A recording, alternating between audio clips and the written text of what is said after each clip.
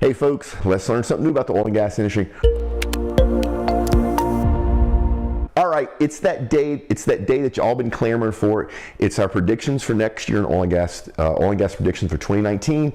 We've been on this little tour. We've done this a couple times for some private groups. It came out to the podcast audience first, but it's coming out to you right after. Everybody that follows my blog and watches my YouTube videos. So let's just jump right into the predictions for next year. Number one, decline of field sales. And you go, what? You heard me, decline of field sales. Right now around the world, and especially on land, in the shale basins, there's these salespeople that do nothing but deliver donuts and beef jerky. And no hate mail, I know y'all do way more than that. But what they're really doing is continuing the in-person relationships with the operators. And that's really important. That operator out in North Dakota or out in West Texas needs to know the vendors he can rely on. And one of the ways you do that is regular contact. And if you bring a gift of food, which the oil and gas industry loves, you help further strengthen those bonds so that the operator knows that they can trust you and your company if they really need you for something. Now what's happening is historically there was no connectivity out in the fields. Now that's changing because the service providers have realized that there's money to be made with connectivity for all the data, all the sensors that we've been wiring up the oil field with, right? So this is now bringing connectivity in places that typically did not have connectivity. You combine that with this new younger workforce, which is very happy to have a quick Skype call or Google Hangouts call or whatever, and now we're going to see the beginning of field sales change. Now, this isn't going to happen overnight. It's going to take 20 years to get there, but we think 2019 is the very beginning where companies are start pulling their field sales out of the field and bring them in an office situation somewhere, and there's a lot of benefits. Number one, it's much safer. Nobody's getting up at 4 o'clock in the morning trying to drive back roads somewhere.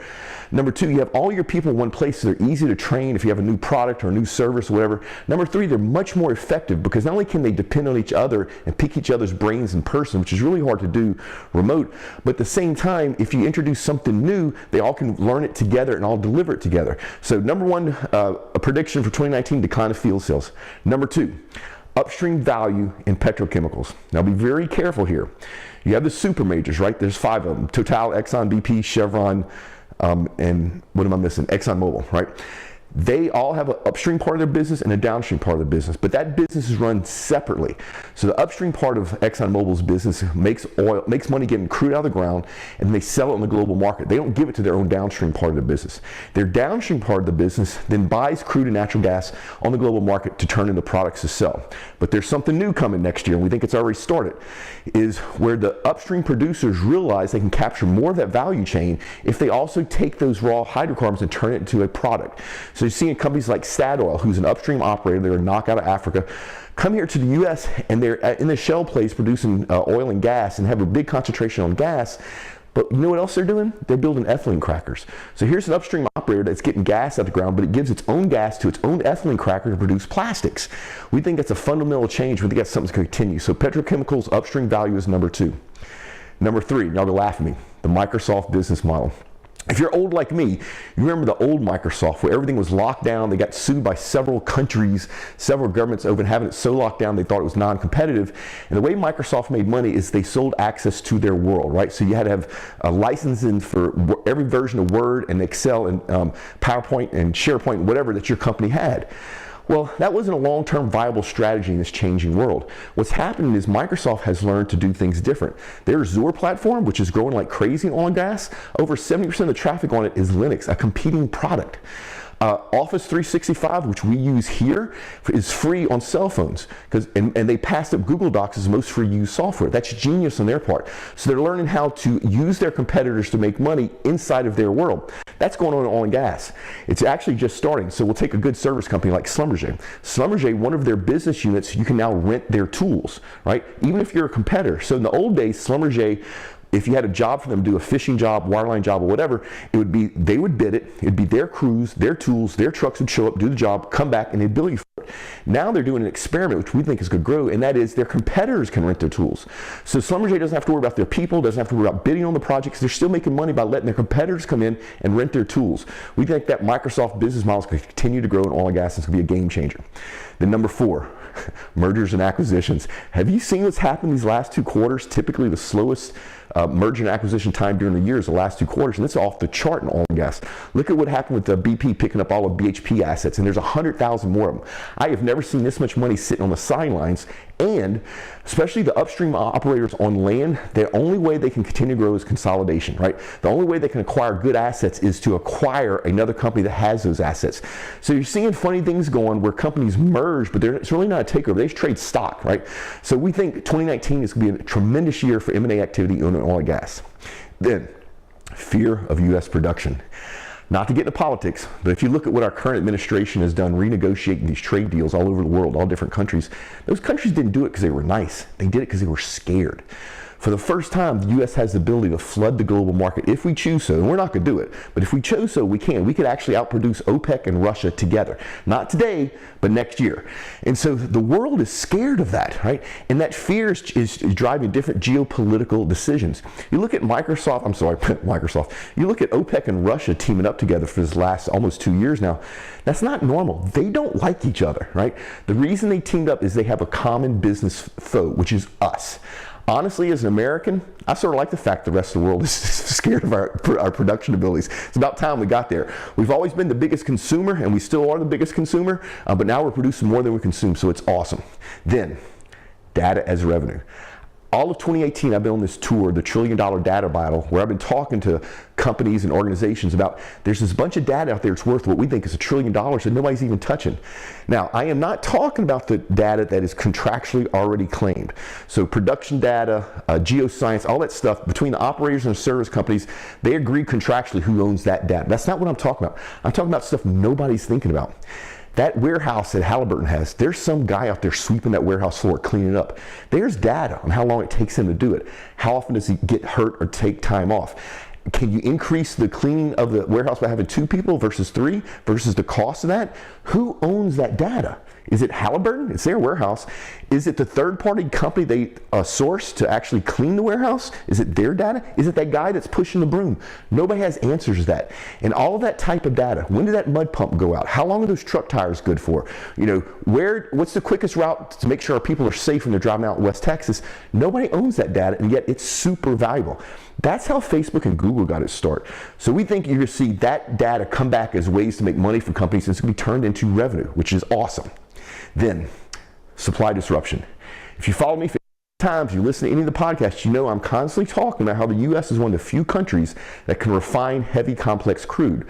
And we prefer it. We get a better yield. So that crude only comes from certain places in the world. Canada, Venezuela, and the Middle East. And then we in turn sell our light sweet crude to the rest of the world because it's much easier to refine. They basically just boil it. Now, what happens if the supply of the complex crude gets handicapped in any way? Look at what's going on in Canada politically, right? They have the heavy crudes. They want to sell it to us because they know it's better for the world than sell it to China. But politically right now, they can't build the pipelines to get it down here. Venezuela's in shams, and if you've listened to me any length of time, you know we called this over 3 years ago. It's a shame. You know, prayers to the people of Venezuela, that government gets overthrown as quickly as possible. And look what's going on in the Middle East. So if you're a U.S. refiner, if you're a downstream U.S. company, and you think there may be a disruption in supply in this heavy crude, you have a choice. That choice is you can spend billions of dollars in CapEx money and retrofit your refineries to process light sweet crude, which you know is here because we produce it ourselves, and you get around the import tariff on imported crude. If you're the first to do that, if you're like a Valero, who tends to be one of the most nimble refineries out there, if you're a Valero and you retrofit your refineries to process that sweet crude, you're now ahead of everybody else. But it's a huge risk. Refineries are never meant to shut down. They're meant to make money 24 hours a day, 7 days a week. To retrofit a refinery is a tremendous cost. A CapEx cost is billions and billions of dollars, and you have to shut the refinery down so you're not making money on it. Now imagine that if you're a company and you did this, and all of a sudden the supply restrictions were removed, so now you have access to inexpensive heavy crude. You've now made a major business blunder, and your competitors will eat your lunch. So that supply disruptions will be a major driver in 2019, one way or the other. Then, where's the talent? There's a talent shortage headed toward the oil and gas industry of epic proportions like we've never seen. If we could hire every mechanical engineer, and I'm not picking on mechanical engineers, pick a discipline, pick accounting or project management, anything. But if we could hire every mechanical engineer that's graduated college, there's not enough of them for our industry. Think about that. Let that sink in. Then, for the first time in history, young people don't want to come work in our industry. And that's our fault as an industry. So it used to be, if you were in Africa and somebody in your family got a job with Chevron, the village would celebrate because this is prosperity for the entire village. This guy's gonna have a steady paying job, making really good money, health insurance for his family. It was a wonderful thing, and people fought over those type of opportunities. Now this new younger generation doesn't want to come work in our industry. And like I said, it's our fault. For the last 75 years, when anybody says something wrong in the public eye about our industry, we don't raise our hand and correct it. And then about a decade ago, with the advent of social media, that one person now can get the ear of millions of people. We've seen it happen. As an industry, we need to change that. As an organization, Oil and Gas Global Network is working on that. We're not there yet, but we need to start telling the good story of our industry so that young people want to come work in our industry. And this is an enormous problem. It's going to drive some things, right? Some things that are kind of cool. It's going to drive the adoption of technology, because if you don't have the people, you got to still get the job done. It's going to make our industry get more nimble and leaner. It's going to make our industry look at things they normally wouldn't look at, like flexible work groups. But still, it's facing us, it's coming at us like a freight train. There's no solution, and it's going to make a big difference. The companies out there that can recruit and retain talent are going to pull way ahead of the companies that can't. Then, gas rules. That sounds kind of like an 8th grade joke, doesn't it? But what I mean is natural gas, obviously. Natural gas cannot be moved around the planet inexpensively yet, unlike crude. We're building all these LNG plants, which takes the gas, compresses it down to liquid so you can stick it on a tanker and move it around the world. It's happening right now. LNG is the fuel of the future. Look at what Exxon and Shell's done the last 2 years. They basically turned themselves on natural gas companies because they know that's the fuel of the future. You look at a lot of the advertisement and the stuff that you read on the news about the large oil and gas companies globally supporting things like carbon capture and carbon tax. It's real. It's not a marketing ploy. It's real. They really support it. Now, the reason they support it is the #1 way to lower CO2 emissions in the world exponentially is for the world to switch from coal-fired electrical generation to natural gas. So, of course, where do you buy natural gas from? Big oil and gas guys. That's why they support it. That's a secret, right? But it's actually better for the planet. We drop emissions 60% immediately by switching from coal to natural gas. Also, almost 70% of the world is fed with fertilizer made from natural gas. Every piece of plastic you see is made from natural gas, right? So nat gas rules, it's ruling now, it's going to rule in the future even more. It's an awesome thing. Then finally, for predictions for 2019, new players, right? If you're watching this in relative within a couple months of me filming this, you know that Baker Hughes is on the market again. GE's trying to sell it off. I think one of the big tech companies are going to buy it. Not because somebody like Microsoft or SAP or IBM wants to get into fishing or to completion. They want the data. IBM bought Weather Channel. You think IBM cares about weather? No, they care about the data. So I really believe that somebody outside of the oil and gas industry is going to buy a major service company or even build a service offering and come in, and they will be an oil and gas service company. You look at Halliburton, look at their Landmarks graphics. That's a technology, right? But we think of it as an oilfield service company. I think we're going to have new players come into our industry that we've never seen before, we wouldn't expect. This is what I find interesting. Google, Amazon, Salesforce, to name a few, politically don't like our industry, and they say that publicly. All 3 of them have a dedicated oil and gas sales teams. I've met them all. There's Google Oil right here in Houston. There's Amazon Web Services right here in Houston. There's Salesforce right here in Houston, right? So when those companies that politically don't like us actually spend money and put resources dedicated to oil and gas, that tells you something. It tells you that they know there's money to be made. So we're going to see new players in our industry, and I think it's awesome.